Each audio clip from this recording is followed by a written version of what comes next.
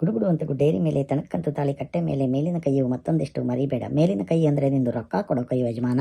ರೊಕ್ಕ ಕೊಡೋ ಕೈ ಅಂದರೆ ಕಿಸೆಯಲ್ಲಿ ರೊಕ್ಕ ಇಲ್ಲ ಅಂತ ಹೇಳಬೇಡ. ಈಗಿನ ಕಾಲದಲ್ಲಿ ಯಾರು ರೊಕ್ಕ ಇಟ್ಕೊಂಡು ಓಡಾಡಲ್ಲ, ಅದು ನಮಗೂ ಗೊತ್ತು. ಅದಕ್ಕಾಗಿ ನಮಗೆ ಮೋದಿಯವರು ಬ್ಯಾಂಕ್ನಲ್ಲಿ ಖಾತೆ ಓಪನ್ ಮಾಡಿಕೊಟ್ಟಿದ್ದಾರೆ. ನಮ್ಮ ಹತ್ರನೂ ಪೇಪಲ್ಲೇ ಜಲ್ಲೆ ಎಲ್ಲ ಇದೆ ನೋಡಿ ಯಜಮಾನ. ಯಾಕೆ ತುಂಬ ಬೇಸರದಲ್ಲಿದೆಯಾ ಯಜಮಾನ? ಮನಸ್ಸಿನಲ್ಲಿ ಏನು ಪ್ರಶ್ನೆ ಇದೆ, ಕೇಳೋ ಬೇಡ ಅಂತ ಯೋಚನೆ ಮಾಡ್ತಿದ್ಯಾ? ಹೋಗ್ಲಿ ಬಿಡು, ಕೇಳೋ, ರೊಕ್ಕ ಕೊಡಬೇಕಂತ ಏನು ತಿಳ್ಕೊಬೇಡ.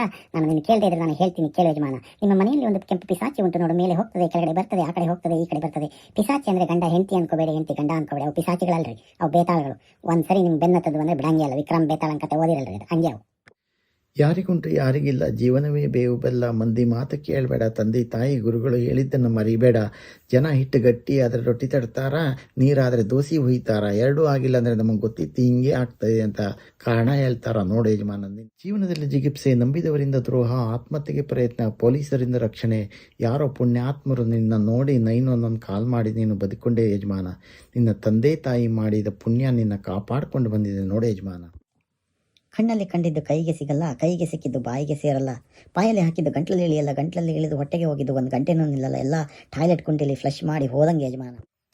ನಿನಗೆ ಇನ್ನೊಂದು ಕಿವಿ ಮಾತು ಹೇಳ್ತೀನಿ ನೋಡು ಯಜಮಾನ. ಮುಂಜಾನೆ ಮಲಗಬೇಡ, ಮಧ್ಯಾಹ್ನ ಕುಡಿಬೇಡ, ಸಂಜೆಯಲ್ಲಿ ದುಡಿಬೇಡ. ನೋಡು ಮುಂಗಾರು ಮಳೆ, ಅದರೊಳಗೆ ಹೇಳವರೆ ಪ್ರೀತಿ ಎಂದು ಅತಿ ಮಧುರ, ತ್ಯಾಗ ಮರ. ಎಲ್ಲರನ್ನೂ ಪ್ರೀತಿ ಮಾಡಿಕೊಂಡು ಜೀವನ ಮಾಡು ಯಜಮಾನ.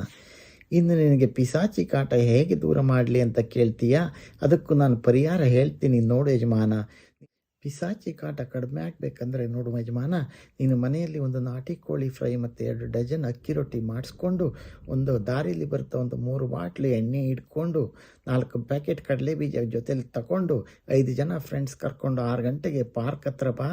7 ಗಂಟೆ ಒಳಗಡೆ ಹಾಗೆ ಪಿಸಾಚಿ ತೇಲಾಡ್ತಾ ಇರ್ತದೆ. 8 ಗಂಟೆ ಒಳಗಡೆ ಪಿಸಾಚಿ ಮಲಗಲಿಲ್ಲ ಅಂದರೆ ನೋಡು ಒಂದೇ ಅರ್ಥ, ನೀನು ತಂದಿರೋ ಎಣ್ಣೆ ಡೂಪ್ಲಿಕೇಟ್ ಅಂತ.